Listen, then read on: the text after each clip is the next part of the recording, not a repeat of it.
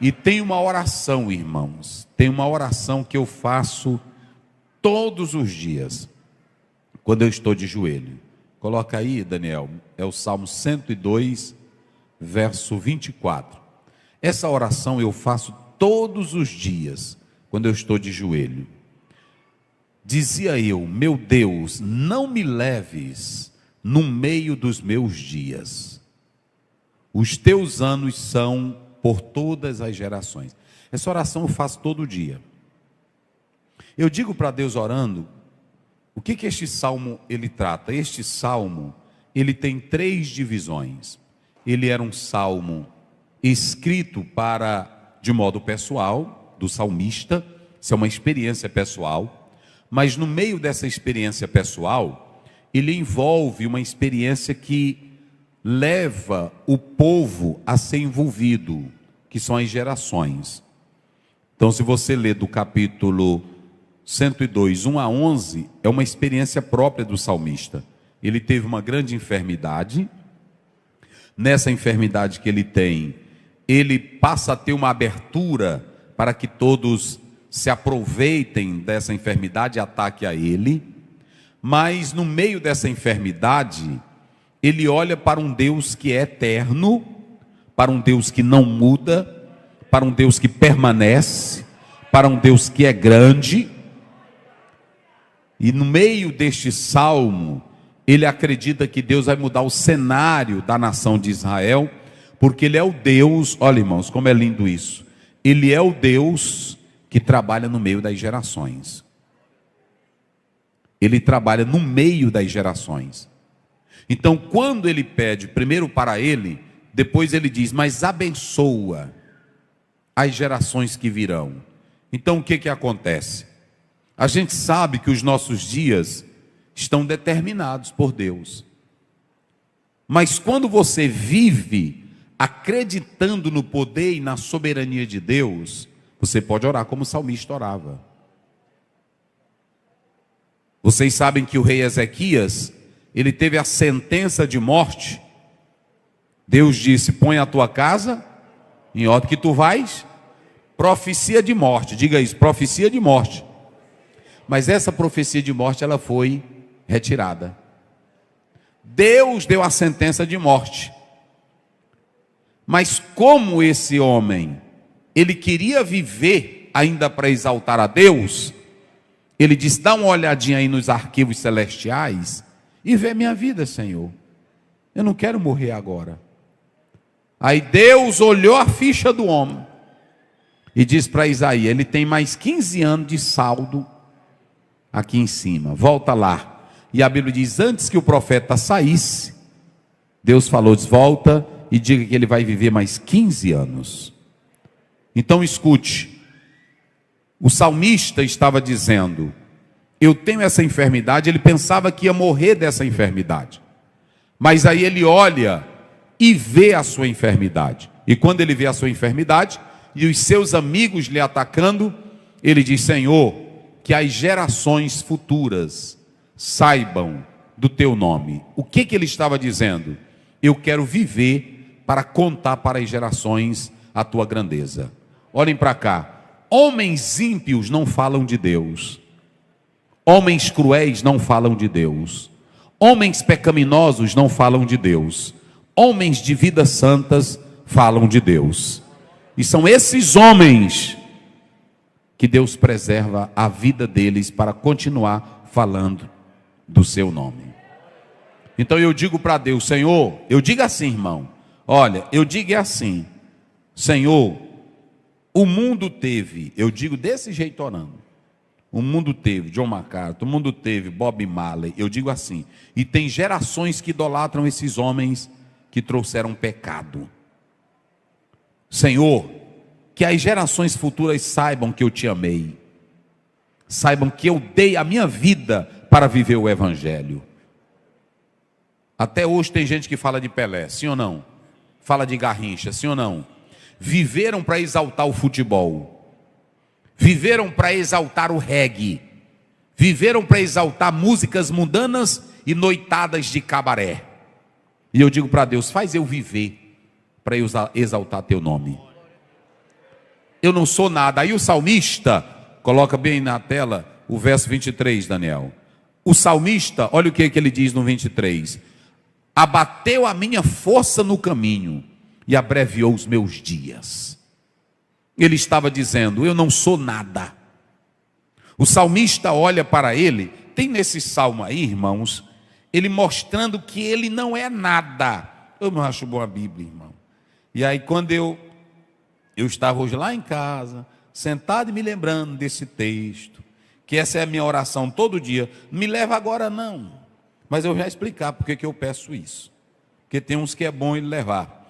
Agora, o que eu estou dizendo aqui é que ele diz o seguinte, olha, o verso 11, Daniel, coloca o verso 11, olha o verso 11, olha aí, olha, os meus dias são como o quê? Como sombra que declina, e como a erva, isso aí somos nós, irmãos. Olhe para cá, não perca isso aqui sou eu, isso aqui é você. Os meus dias, quando você vai para a biologia, ela te dá uma ideia do que é o homem: sangue, músculos, nervos.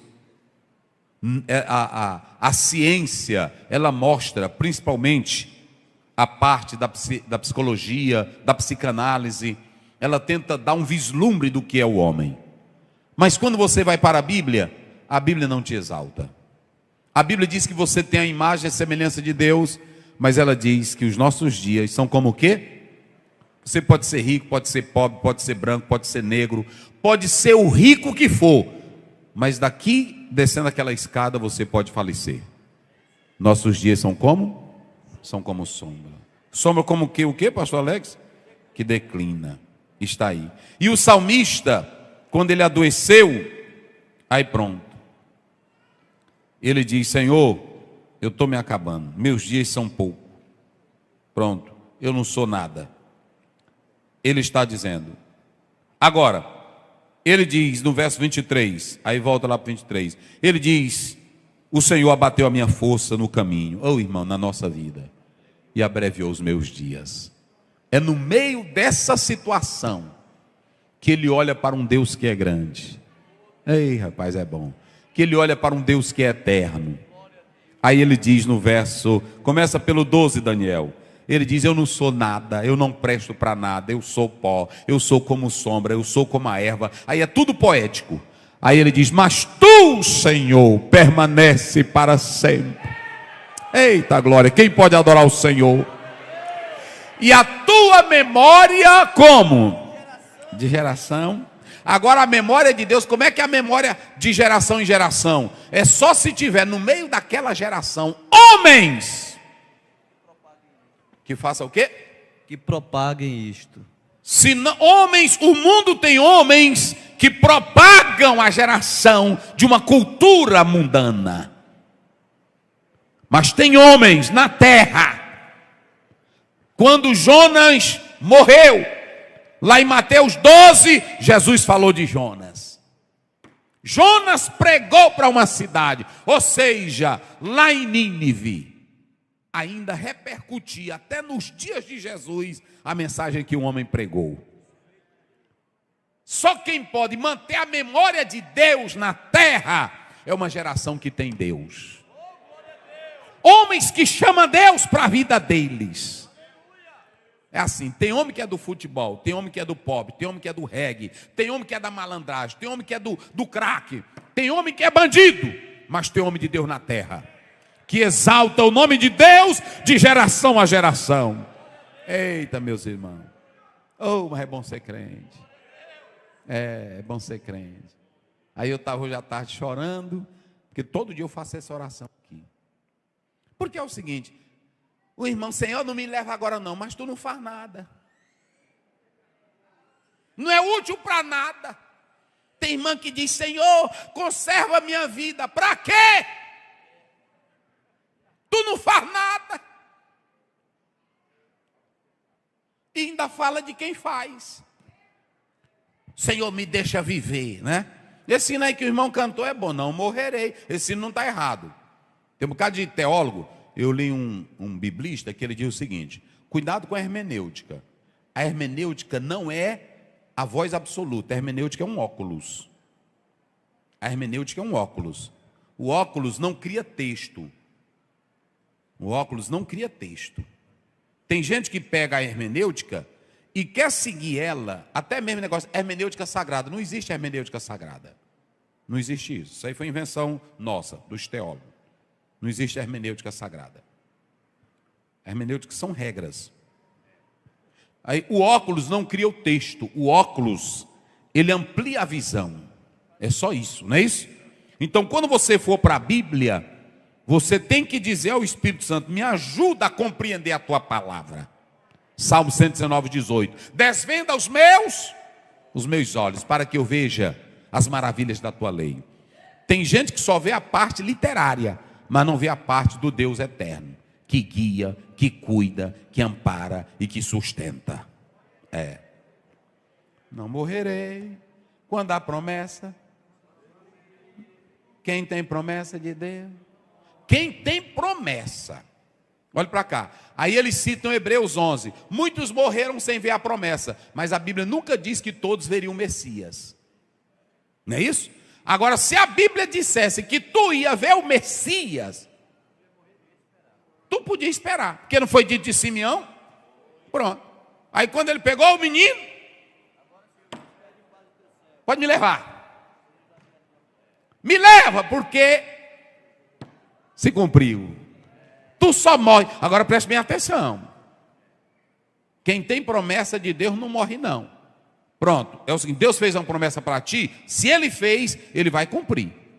Agora o fato de eu ter promessa de Deus, eu vou me jogar debaixo de um trem para ver se Ele cumpre. Aí a Bíblia diz: não tentarás o Senhor. Aí é outra coisa. Mas nós temos que entender Bíblia. Pronto.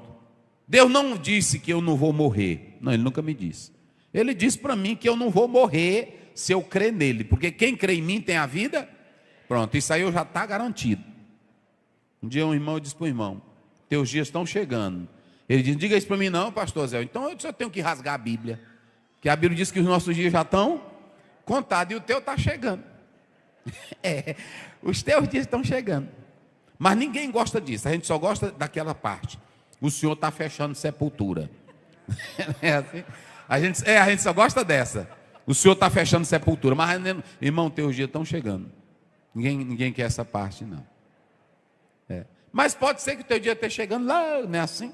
Deus disse para Daniel: tu vai até o fim. Então, irmão, escute bem. O salmista olha e vê que ele não é nada, que o dia dele é pequeno, que ele não tem nada, que nesse mundo tem doença. Mas ele olha para um Deus que o tempo passa, o universo passa, a terra passa, o homem passa, a glória passa, mas ele permanece para sempre. Aí ele, quando olha para esse Deus, ele dizia: já que tu vive para sempre, não me leva agora não. Me deixa mais um dia aqui, para eu contar para essa geração que só o Senhor é Deus. Eita, irmão. Oh, coisa boa, irmão.